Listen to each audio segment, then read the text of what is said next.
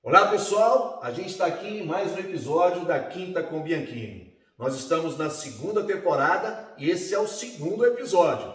No episódio número 1 da segunda temporada nós falamos de uma forma assim, bem en passant, bem rápida, sobre os três poderes da União: Poder Executivo, Legislativo e Judiciário. Nesse segundo episódio a gente vai falar mais detidamente sobre o Poder Executivo. Mas antes da gente começar o episódio, eu quero que você vá lá no nosso canal, dê o seu like, compartilhe, acesse o link da bio e compartilhe esse vídeo com o maior número possível de pessoas. A sua participação ela é fundamental. Então vamos lá falar um pouquinho sobre o Poder Executivo.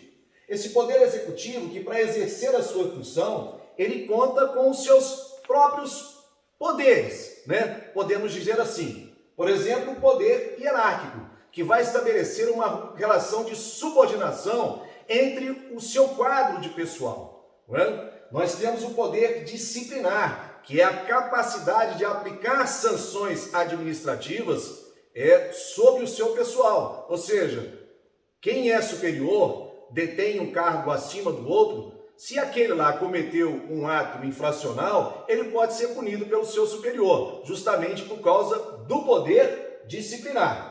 Poder regulamentar, que é a prerrogativa concedida à administração pública de editar atos gerais para complementar as leis. Quando a gente fala complementar as leis, na realidade, é muito mais explicar a forma em que a lei vai ser aplicada, tá certo?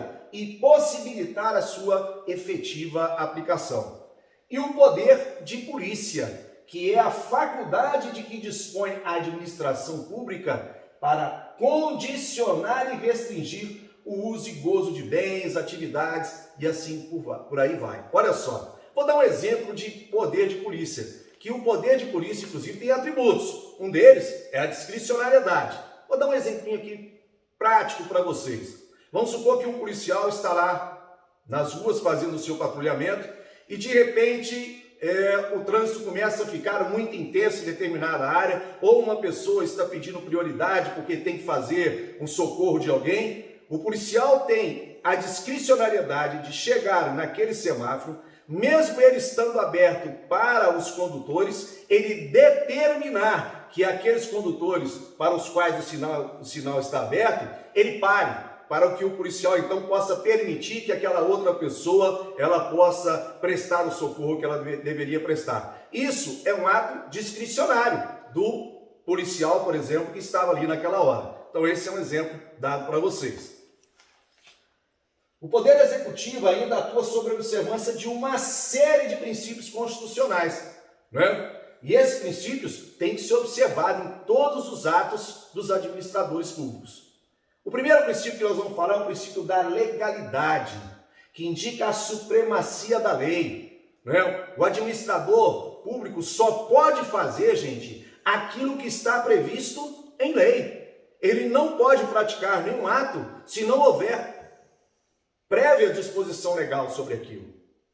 O princípio da moralidade administrativa, que tem como parâmetros valores ou espírito da legislação, né? Para que aquela lei foi criada? Com base em quê? Né? Então, ao praticar o ato, nós temos que fazer observância a esses princípios. Então, ela surge, essa moralidade, para tornar obrigatória a exigência de uma postura ética dos agentes da administração pública brasileira. O princípio da impessoalidade, né? Em sua essência, diz respeito à necessidade do Estado agir de modo imparcial. O administrador público ele não pode agir com a finalidade de beneficiar uma pessoa especificamente. A sua conduta deve beneficiar a toda a população. Ou se for restringir alguma coisa, que restrinja também a todos. Porque o ato é impessoal, não visa a ninguém especificamente. Princípio da publicidade, que tem por finalidade levar ao conhecimento de todo o público dos atos que a administração pública esteja praticando, até para que nós possamos fiscalizar os atos do administrador público. Princípio da eficiência. Olha, de nada adianta o administrador público agir dentro da legalidade, da moralidade, né, da impessoalidade, publicar os seus atos, se ele não for eficiente naquilo que ele faz. Não é? Então, esse princípio, ele implementou o modelo de administração pública geral voltada para um controle de resultados. Ou seja, o administrador público tem que apresentar resultados. Senão, gente, vamos trocar esse administrador público. Ele não foi eficiente na condução do propósito que lhe foi confiado. Para que a lei seja cumprida sem qualquer benefício, o Poder Executivo conta com uma divisão de cargos, né? E existem 3 esferas de atuação do Poder Executivo: o Poder Executivo Federal, o Poder Executivo Estadual e o Poder Executivo Municipal. O Poder Executivo Federal ele é estruturado em 3 cargos hierárquicos, né? E geralmente o mandato para eles é de 4 anos, salvo, né, em algumas situações, mas regra geral são 4 anos.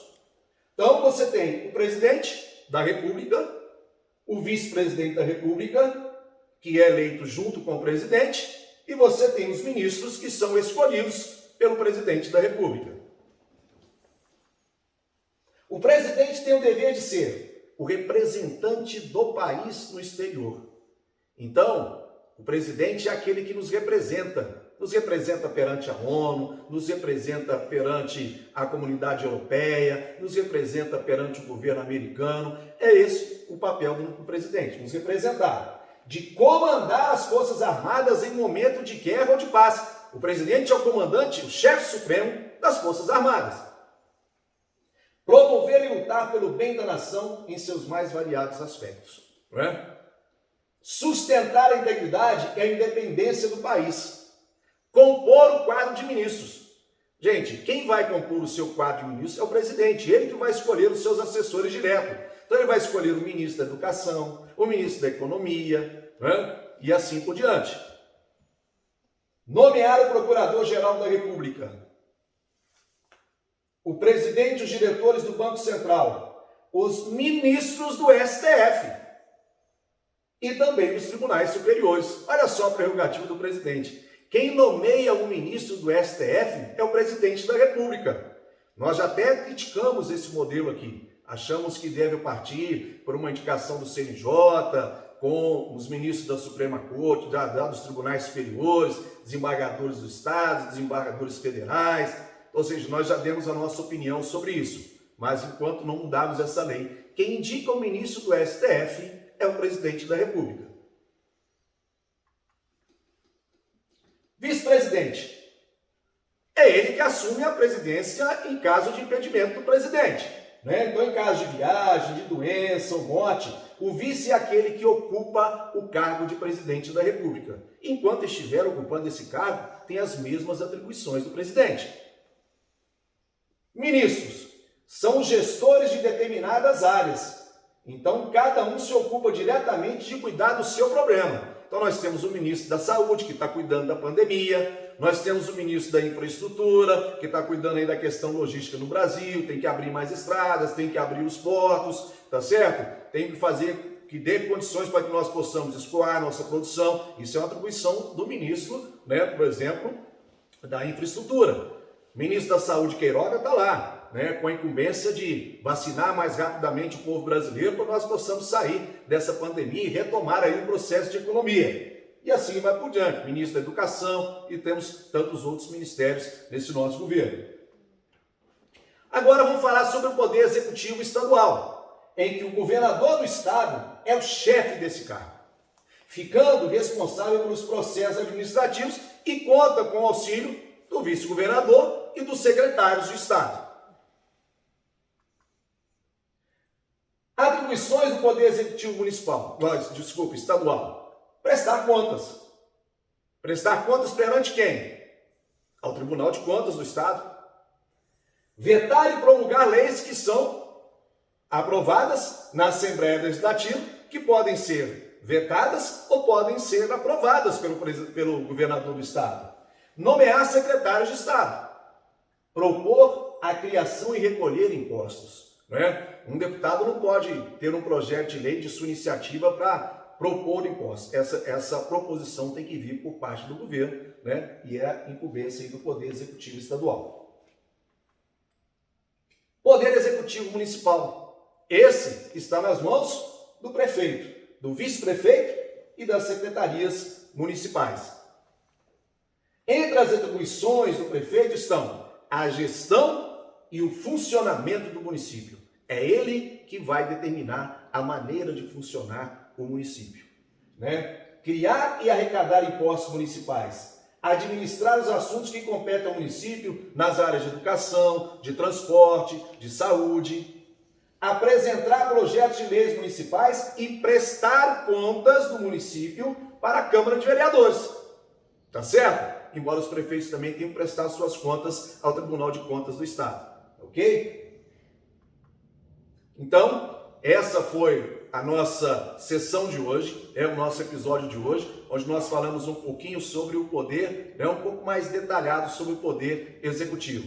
No próximo episódio, nós vamos falar sobre o poder legislativo.